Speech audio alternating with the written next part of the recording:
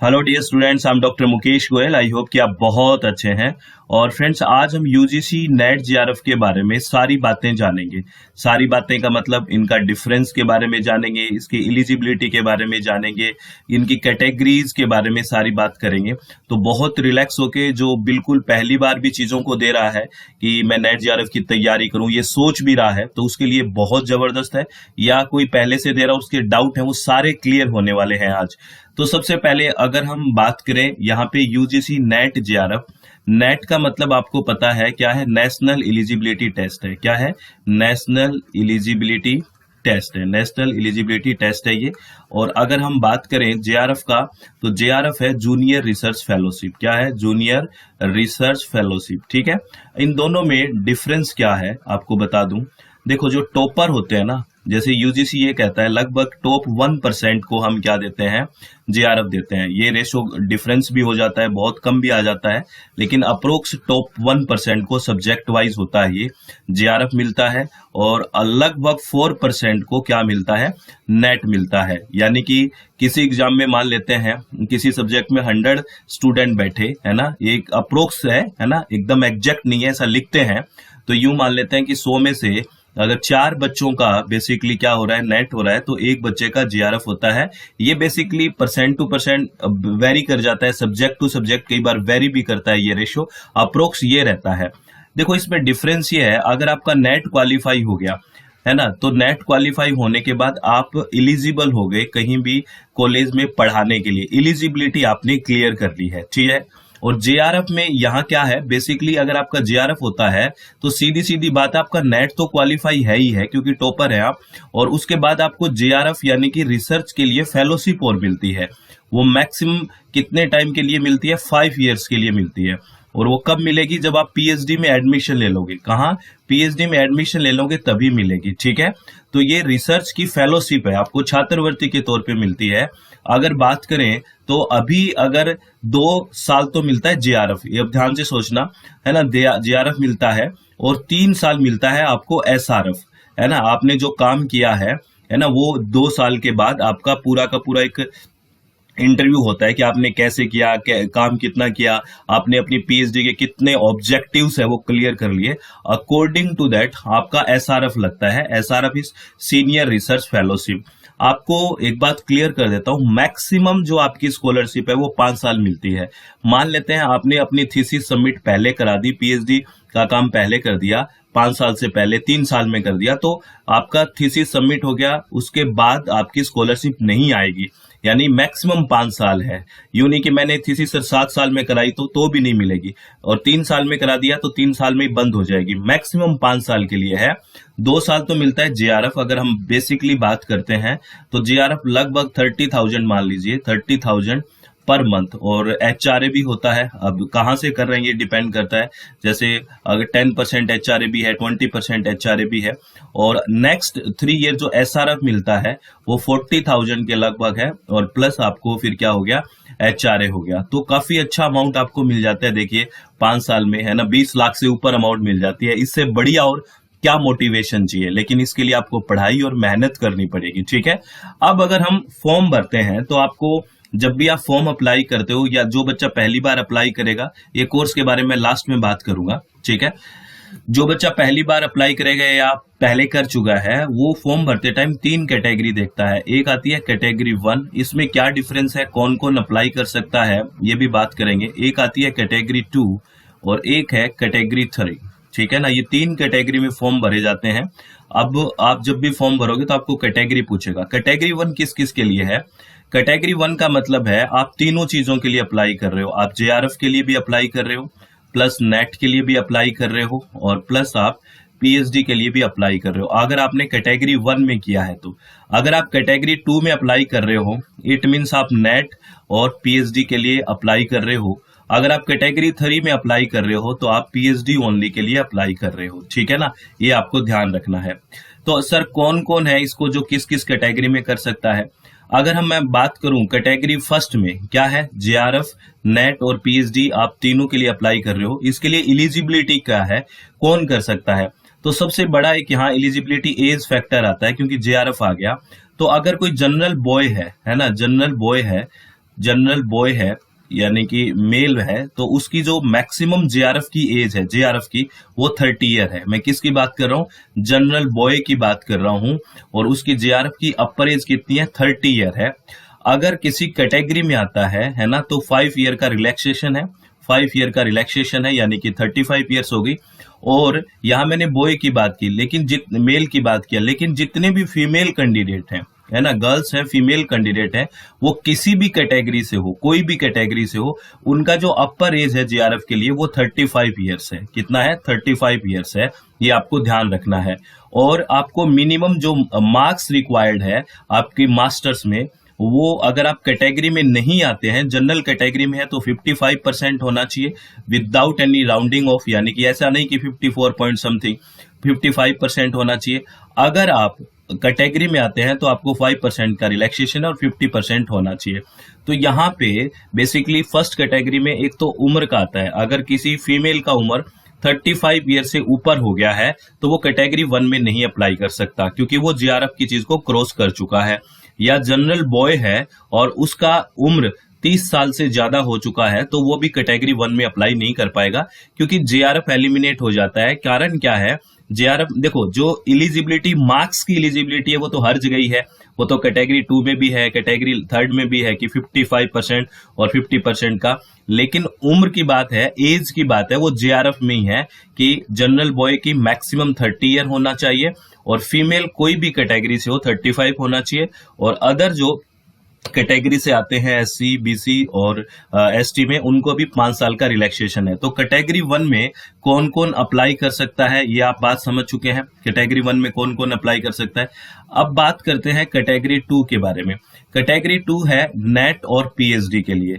तो इसमें हर एक कैंडिडेट अप्लाई कर सकता है। कारण क्या है? क्योंकि यहाँ पे कोई अपर एज नहीं है। नेट और पीएचडी के लिए कोई अपर एज नहीं है। मार्क्स की एलिजिबिलिटी तो वही रहेगी, 55% मार्क्स जनरल के लिए, और कैटेगरी के लिए 50% मार्क्स। ये कोई भी अप्लाई कर सकता है कैटेगरी 2 में। और कैटेगरी 3 में क्यों अप्लाई करेगा कोई, ये भी बात सुन लो। ये ओनली पीएचडी के है ना। मान लेते हैं किसी बच्चे का नेट क्वालिफाई हो चुका है। आपको पता है जो नेट क्वालिफाई हो गया है, नेट की एलिजिबिलिटी लाइफ लॉन्ग है ना। एक बार आपने कर लिया, जीवन भर नहीं करना। तो अगर आपका पीएचडी में एडमिशन लेना है तो आपको ये 3rd वाली कैटेगरी भरना पड़ेगा। कारण क्या है? क्योंकि इसका जो स्कोर है, पीएचडी का जो स्कोर आएगा ना आपका, वो 1 ईयर के लिए वैलिड है, 1 ईयर के लिए वैलिड रहेगा। पीएचडी के स्कोर की बात कर रहा हूं। बेसिकली नेट तो लाइफ टाइम एलिजिबल है, कोई दिक्कत नहीं है। लेकिन आपने पीएचडी में एडमिशन लेना है तो जो स्कोर आया है ना, वो 1 साल के लिए वैलिड है। तो अगर आपका इस साल एडमिशन नहीं हुआ पीएचडी में और आपका नेट हो चुका है और 1 साल हो गया उसको, और वो स्कोर अब क्या है, अब तो खत्म हो गया, क्योंकि 1 साल के बाद आपका नया स्कोर होगा वो काउंट होगा। तो इसलिए पीएचडी ओनली में देते हैं, उसको अलग से नेट देने की जरूरत नहीं है। एक बार हो गया तो नेट तो उसका लाइफ लॉन्ग रहेगा। ये याद रखना है आपको, ये ध्यान रखना है। तो ये कैटेगरी 3 क्या है, कब अप्लाई कर सकते हैं, कौन अप्लाई कर सकता है, ये सारी बात आपको क्लियर हो चुकी है ना। कैटेगरी 1, कैटेगरी 2 और कैटेगरी 3 का मतलब क्या है, ठीक है। अब एक सबसे बड़ा कंफ्यूजन, नेट और जेआरएफ का कंफ्यूजन आपका दूर हो गया कि इसमें स्कॉलरशिप मिलती है, उसमें स्कॉलरशिप बेसिकली नहीं मिलती है। दूसरी बात क्या है, ये कौन दे सकता है, यानी कि कोई बच्चा परस्यूइंग है ना, कोई बच्चा परस्यूइंग है, यानी कि कोई डिग्री कर रहा है, फॉर एग्जाम्पल कोई मास्टर्स कर रहा है, तो वो भी क्या है, एग्जाम दे सकता है यूजीसी नेट जेआरएफ के लिए। याद रखना, यूजीसी नेट जेआरएफ के लिए ऐसा नहीं है कि आप मास्टर्स कंप्लीट करके ही दे सकते हैं, ड्यूरिंग मास्टर्स भी दे सकते हैं। कारण क्या होता है, क्योंकि उसमें एक लाइन लिखा हुआ है कि आप को 2 साल में डिग्री लेनी है। जैसे मान लेते हैं मैं एमएससी प्रीवियस में हूं, ठीक है, मान लिया आप एमएससी प्रीवियस में है और आपने नेट जेआरएफ का एग्जाम दिया और आपका जेआरएफ क्वालिफाई हो गया, है ना, आपका नेट क्वालिफाई हो गया, है ना, तो ये क्वालिफाई हो गए। तो अब आपका क्वालिफाई हो गया तो आपको बोलते हैं कि नेक्स्ट 2 ईयर में आपके पास डिग्री होनी चाहिए। तो अब प्रीवियस ईयर में, तो नेक्स्ट 2 ईयर में तो आपकी एमएससी हो ही जाएगी। और लेकिन हाँ, याद रखना, ऐसा नहीं है कि आप मस्ती करने लग जाओ कि जेआरएफ नेट हो गया। अगर उसमें आप 55% और 50% इस एलिजिबिलिटी आपकी में नहीं आए तो दिक्कत हो जाएगी, फिर वो वैलिड नहीं रहेगा, ठीक है। तो आप परस्यूइंग है तो दे सकते हैं, और मैं हर स्टूडेंट को ये बात कहूंगा कि आप परस्यूइंग है तो आप दे दें, है ना। कारण क्या है, देखो आप मास्टर्स कर रहे हो ना, तो इसका सीधा सा मतलब यही होता है कि आपको हायर एजुकेशन में आए हो तो या तो रिसर्च में जाना है या कॉलेज या यूनिवर्सिटी में लेक्चरर बनना है, प्रोफेसर बनना है, तो बेसिकली नेट इसका एक मिनिमम एलिजिबिलिटी है ना। बहुत सारे बच्चे कहते हैं कि सर नेट करके खाली घूम रहे हैं, कोई बात नहीं, घूम रहे होंगे, लेकिन अगर आपका फॉर्म भरा गया तो आप कैसे कैसे भरोगे, आप एलिजिबल ही नहीं है। और ऐसा होना ही चाहिए। अगर आपको देखो कोई जल्दी जॉब चाहिए तो आप ग्रेजुएशन के बेसिस पे ही बेसिकली क्या करते, आगे पढ़ाई नहीं करते, आप कहीं जॉब अप्लाई करते। लेकिन आप मास्टर्स कर रहे हो तो इट मीन्स आपका क्लियर है पिक्चर कि आपको हायर एजुकेशन की तरफ जाना है और वहां पे यही चीजें बचती है। वरना तो देखिए, अपने कोई भी एग्जाम है, चाहे आप आईएएस का ले लीजिए या कोई भी स्टेट पीसीएस का या कोई भी एग्जाम, ग्रेजुएशन बेस्ड ही है, लेकिन आप पोस्ट ग्रेजुएशन में गए हो, इट मीन्स आप सीधी सी बात है इसको एक बार ही तो क्लियर करना है। यूं नहीं कि नेट की एलिजिबिलिटी सर मुझे बार बार इसका स्कोर करना पड़ेगा, ऐसा तो नहीं है। एक बार क्लियर हो गया, लाइफ टाइम वैलिड है। कम से कम आपका जब जॉब निकलेगा तो आप एलिजिबल तो रहोगे। और अब हर जगह जॉब आ रही है, आपने कॉलेजेस यूनिवर्सिटीज में देखा है। अब यूं चाहे हम कि एक एक यूनिवर्सिटी में 200 एक सब्जेक्ट की आ जाए, इस तरह से पॉसिबल तो नहीं है, ठीक है। नंबर ऑफ पोस्ट कम आती है लेकिन आती जरूर है। आपको फिर मेरे हिसाब से, देखो ये मेरे व्यक्तिगत विचार है, पर्सनल थॉट है कि करना चाहिए अगर आप मास्टर्स कर रहे हो तो, ठीक है ना। और तभी कर सकते हैं, तभी ये एलिजिबिलिटी रखी गई है, तो ये ध्यान रखना है। तो जेआरएफ वाला स्कॉलरशिप, एसआरएफ का क्लियर हो गया, नेट की बात होगी, और इसका एज वाला फैक्टर था वो भी क्लियर हो गया। और अगर हम ड्यूरिंग है यानी कि मास्टर्स कर रहे हैं तो हम दे सकते हैं। और एक चीज और, अगर आप एंड कर लोगे मास्टर्स का, कंप्लीट हो जाएगा ना, और उसके बाद सोचोगे भी अब नेट जेआरएफ की तैयारी करूं, फिर एक्स्ट्रा टाइम देना पड़ेगा और उससे आपकी एक्सपेक्टेशन बढ़ जाएगी घर वालों की। अभी तो आप क्या है, मास्टर्स कर रहे हो तो यूनिवर्सिटी में जा रहे हो, कहीं रह रहे हो, तो आपके पास एक ये है कि पढ़ रहा है बच्चा, पढ़ रहा है, और पढ़ते पढ़ते ही अगर ये एग्जाम क्लियर हो जाएगा तो आप बहुत अच्छा रहेगा। वरना इसके लिए गैप लेना, जिनका नहीं हुआ है उनसे पूछो, बड़ी प्रॉब्लम आती है, ठीक है। और इसमें आपको और चीज की बात करूं, अगर पैटर्न की बात करता हूं तो आपको पता है इसमें 2 पेपर होते हैं। कितने पेपर होते हैं? 2 पेपर होते हैं। एक पेपर 1 होता है और एक पेपर 2 आपके सब्जेक्ट का होता है। जैसे कोई भी सब्जेक्ट हो गया आपका, हिंदी है, इंग्लिश है, इन्वायरमेंट साइंस है, एजुकेशन है, हिस्ट्री है, पब एड है, इकोनॉमिक्स है, कोई भी सब्जेक्ट है, ये आपके सब्जेक्ट का पेपर होता है, ठीक है। और सब्जेक्ट के पेपर से 100 क्वेश्चंस आते हैं। कितने आते हैं? 100 एमसीक्यूज आते हैं, ठीक है। और यहाँ पे अभी तक कोई नेगेटिव मार्किंग नहीं है। और एक क्वेश्चन आता है वो 2 नंबर का आता है, तो कितना? 200 मार्क्स का ये पेपर होता है, पेपर 2 आपका। और पेपर 1 में क्या है? रिसर्च, और इसका नाम जो टीचिंग और रिसर्च एप्टीट्यूड की बात करता है, ये एक जनरल पेपर है। इसमें 10 यूनिट्स है, ठीक है। पेपर 2 में भी आपकी सब्जेक्ट की 10 यूनिट्स है, पेपर 1 में भी 10 यूनिट है। टीचिंग एप्टीट्यूड है ना, रिसर्च एप्टीट्यूड हो गया, है ना, comprehension, communication, ICT, logical reasoning हो गया, ठीक है, पीपल डेवलपमेंट, इन्वायरमेंट हो गया। और उसके बाद हायर एजुकेशन सिस्टम आपकी लास्ट यूनिट होगी, डीआई हो गया, और मैथमेटिकल रीजनिंग हो गया, and mathematical reasoning and aptitude, ये 10 यूनिट आती है।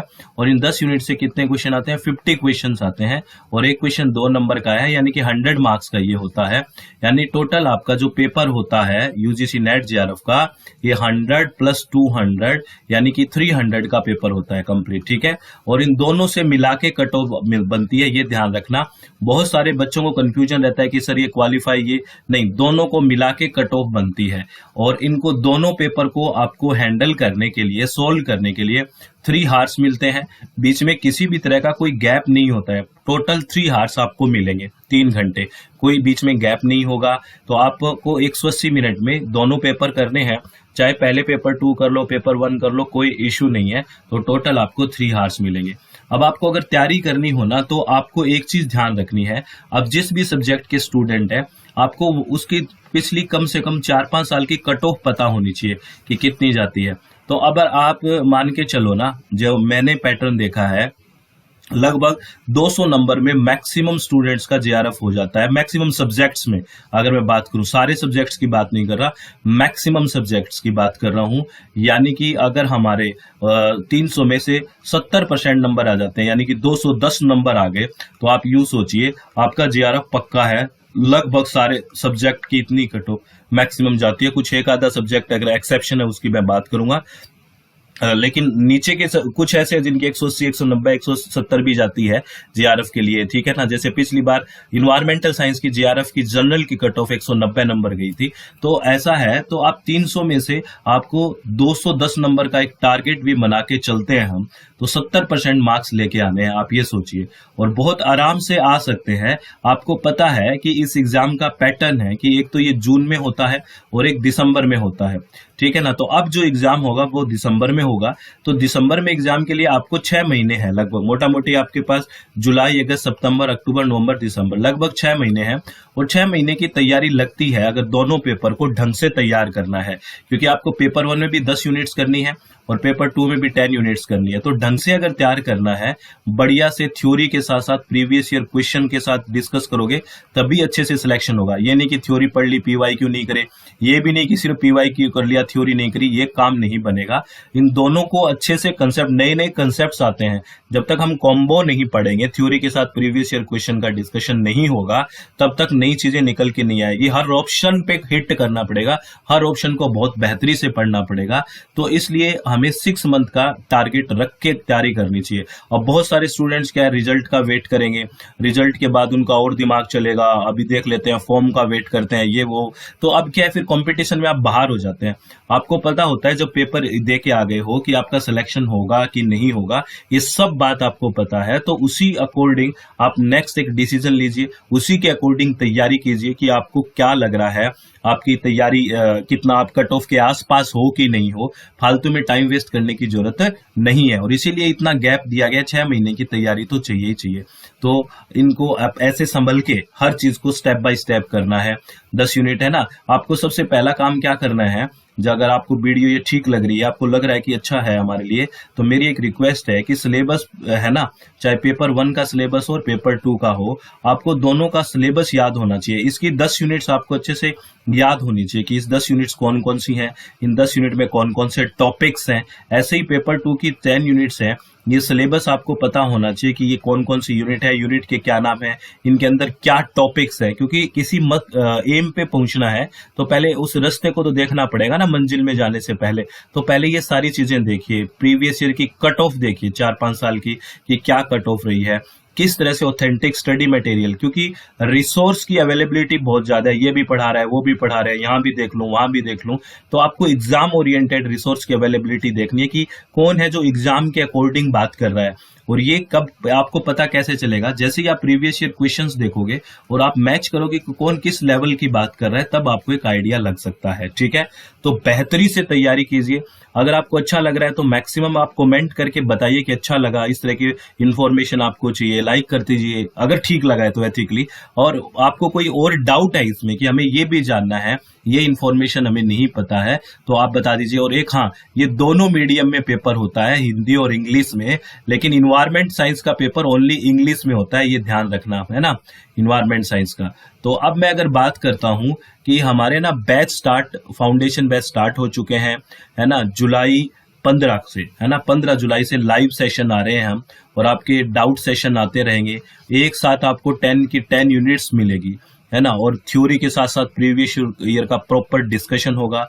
पेपर 1 और पेपर 2 इन्वायरमेंट साइंस और पेपर 2 एजुकेशन हम पढ़ते हैं। ये अपनी वेबसाइट है www.swmg.in, और प्ले स्टोर में अपनी मोबाइल ऐप है दैट इज SWMG, और ये व्हाट्सएप या कॉल करके जानकारी ले सकते हो। और इसमें आपको मैं बता दूं, हिंदी और इंग्लिश दोनों मीडियम में हम पढ़ते हैं।